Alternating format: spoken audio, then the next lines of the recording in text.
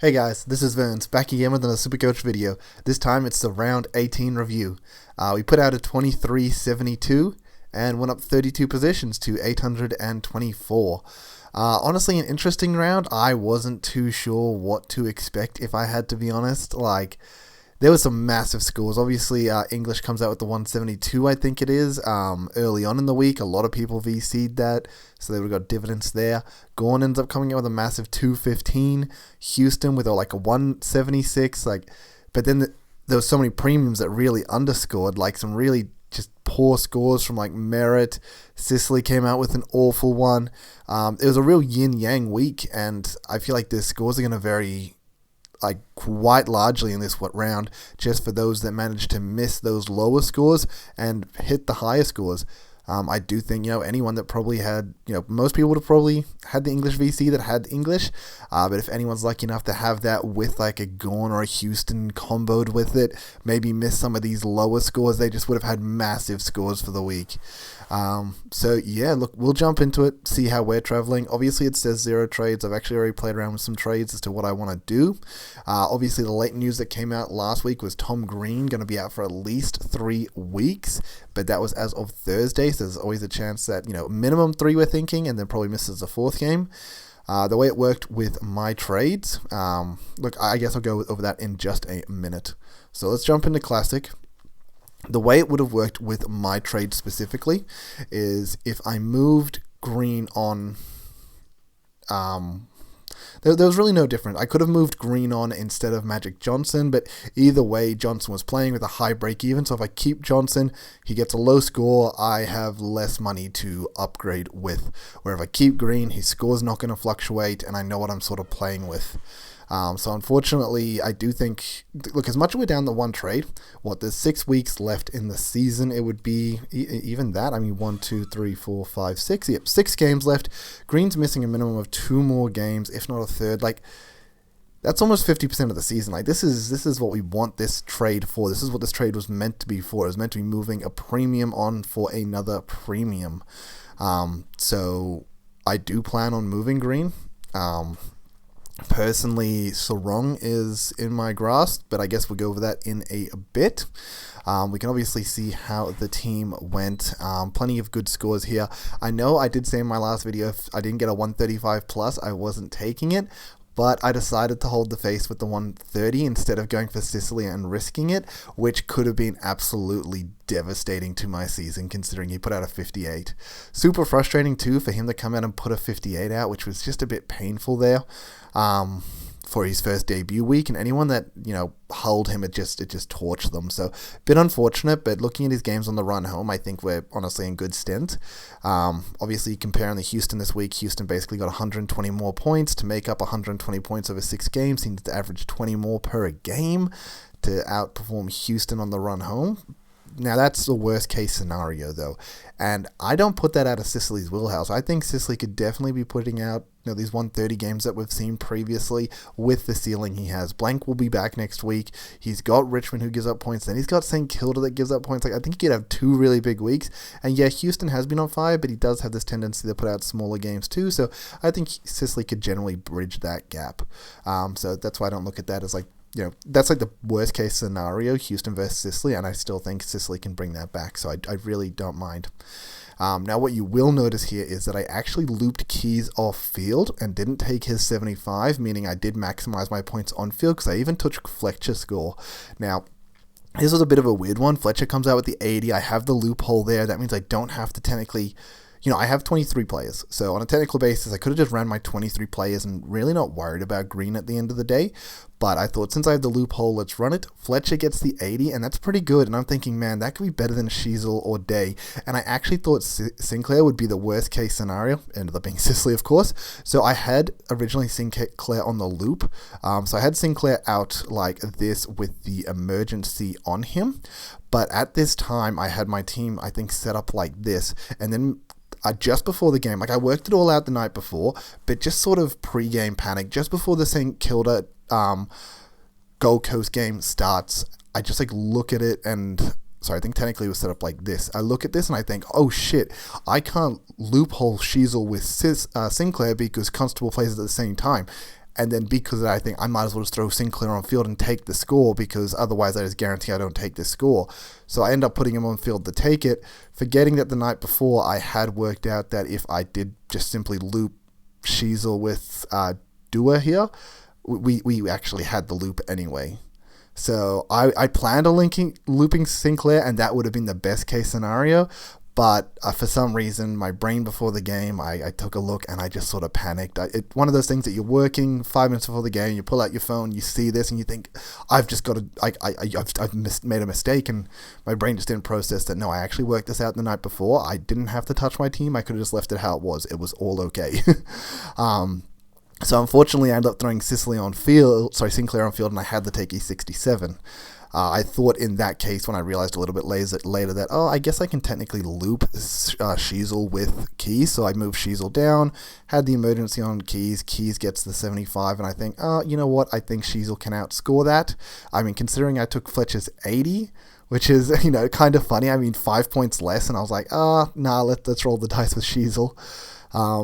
So, I mean, that's the way we can look at it. We can look at that. At least I got Sheasel on field and netted myself, because I considered not doing it, an extra 28 points there. Technically lost myself 8 points with the Sinclair move. And, I mean, if I didn't loop Fletcher at all and I just ran the full team, I technically would have lost 5 points between Fletcher and Keys. So, not a huge amount of points overall with the loops, but definitely made a net positive on the loop at the end of the day, with one of my lower scoring players missing out and getting Day and Sheasel on field instead. And even, I guess, Fletcher's 80. So, yeah, look, there's a positive for week 1 of 23 players. And, yeah, technically I could ride Green on the bench for the rest of the season. But, look, he's missing 2 at minimum. And I wouldn't, we've seen what's happened previously with hamstrings with, Oliver and stuff like that. They say 2, and then it never ends up being 2. It ends up being longer. And because of that, it's just a nightmare. So I think Green should be going this week. But yeah, I guess that's all the loophole planning that I was doing last week and all the playing around I was doing with the team. It's a bit crazy to be doing loopholes, because sometimes you can make these net positives, but other times you make these net losses. Say we end up not taking Key's score, Sheasel comes out and gets tagged from the word go and just has a terrible game. Obviously he was 75 points at halftime and then got tagged and only got to the 103 at the end. So look, as I said, it was a great game from him, good first half, and then gets tagged by McGuinness, fair enough, but let's just say McGuinness goes to him early on and he drops a 40, then I just lose 35 points. So sometimes it can be a bit risky running these loopholes like that. Sometimes you get points, sometimes you lose points, but I mean, there's sort of a threshold there, and I think 75 was sort of that threshold. 80 was takeable, 75 was nah. Definitely 67, I wouldn't have taken that. But look, it all worked out at the end of the day, and really not the worst case scenario for the team. What we had 67, technically 8 points lost there. Not a big deal. What is a big deal and super frustrating for me is this Butters trade-in.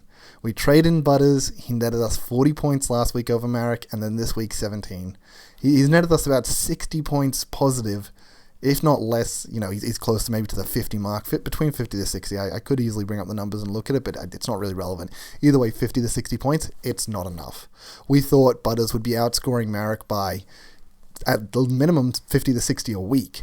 So the point he's only done that in the 2-week stint is really painful. It really sucks that Marek got up, just in the sense that he was a late in, and I know a lot of people were running him as their 22nd player on field. So not only does he come on, he actually gets a 67, which in the grand scheme of things, especially for this week, is not a bad score at all. So it lost us a game as well, that somebody was relying on Marek.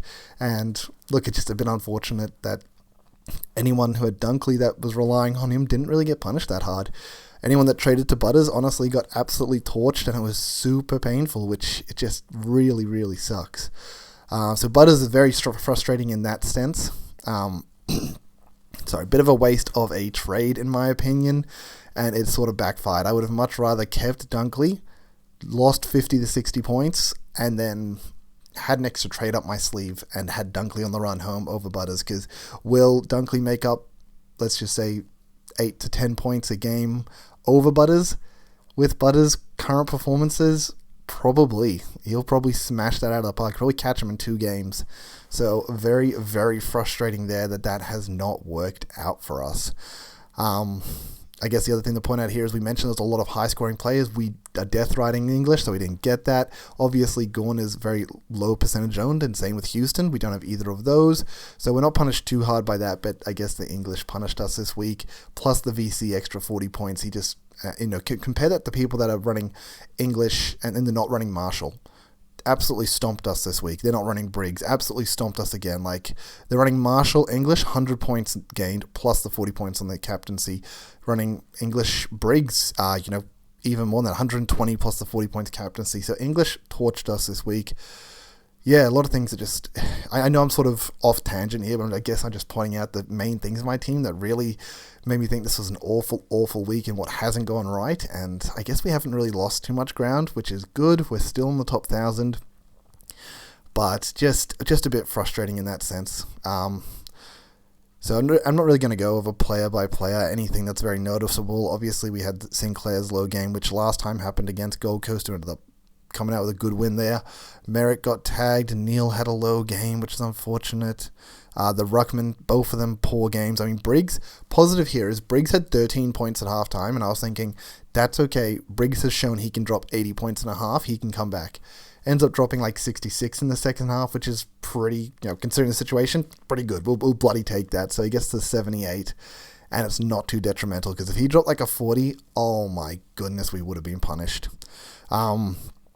Unfortunately, McRae, not the greatest score there, and then Butters just really, really disappointing. Considering he was like 84 points, I think Rosie and Butters were like 63, 62 points at halftime, both on track for, you would think, 100 minimum, but closer to that 110, 120 range. And, Rosie sort of gets there, and Butters just ended up not getting there. Obviously took a bit of a stinger there. Not even sure if he's going to get up. He's going for scans tomorrow, so hopefully, if he ends up missing next week, this has been an absolute awful trade and just probably the first really, really, really poor trade-in. I guess we had Cozy Pickett, which was also a really terrible trade-in, but look, we've had two really bad trade-ins, and neither of them were Mills or Took, so I guess we take the, that's not the worst trade-in of the year, but it's been pretty poor, unfortunately. So we have one trade left, which is kind of frustrating. In the sense that I want to use it to get rid of Green, and it does leave us a bit exposed in the rucks because we don't have cover. Technically, we have cover for the rest of the team. So we have 23 players. We can move the players around so that we have cover, so there's no problem there in that retrospect if something does happen to any one of these lines later on. But you know what? As I said, if Green's gone for 2 to 3 weeks and he's been out of form, so even when he comes back, is it really that good? I just don't really see it worth it. Where I do want to be trading him, if you did see it earlier at the start of the video, is to Sarong, who obviously has had a pretty good year overall. He did fall off a bit. I must have gone past him. There he is. He did fall off a bit, so I understand a few people a bit upset with that, in the sense that he was averaging really well, and then he's 5 round 104. Probably a lot of people upset with that when he was averaging like 114 not long ago, and people would have brought him in then. But what I do think here is that Freo have a great run home. Look at that.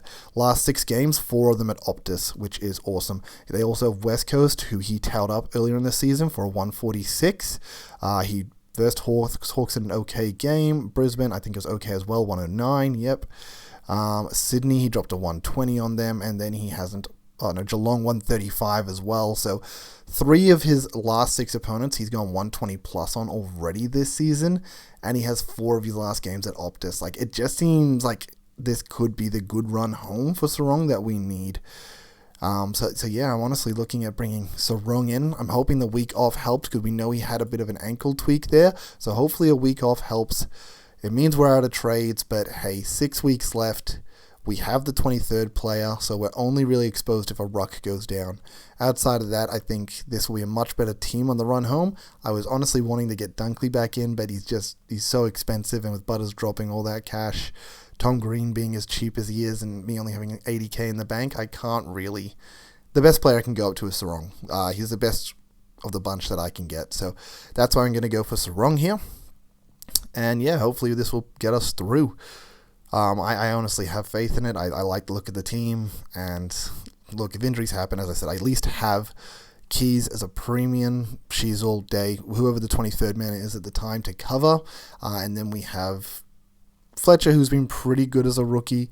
Unfortunately, Marek is not so great as a rookie, but we have the maneuverability to cover every line. So, yeah, should be good, hopefully. Now, in regards to captaincies, I think we'll go Sicily with the VC. I think Sicily has definitely shown a ceiling, and I feel like Richmond, they love to give up Supercoach points.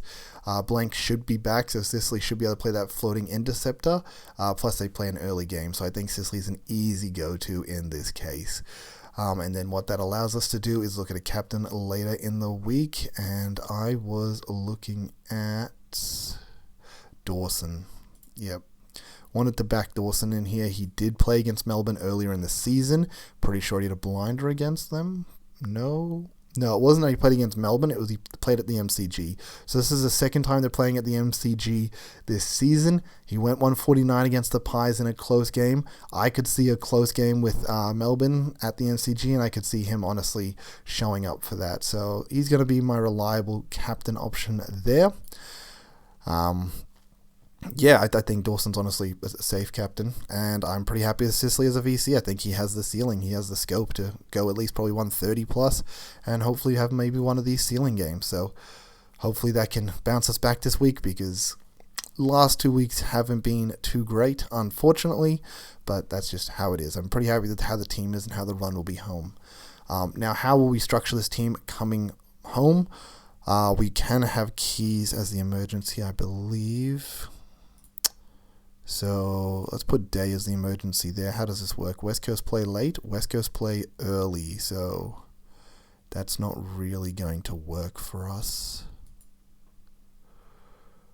So Day might as well be on field if that's the case. Plus against Richmond, usually give up midfield points, so that's fine. I think it's really Keys and Sheasel here. Remind me tomorrow, I don't care. Yeah, I guess that's the only one I'm really looking at. Only loopholes really there that I can play with. Keys, Shizzle into Melbourne too. Only an hour 20, so what we'll see till half time, and then I'll have to make a call there. I don't like that. Is there anything else I can look at as a loophole? I did set this up earlier, and I had something in mind that I liked. Gold Coast don't play till here. St Kilda play...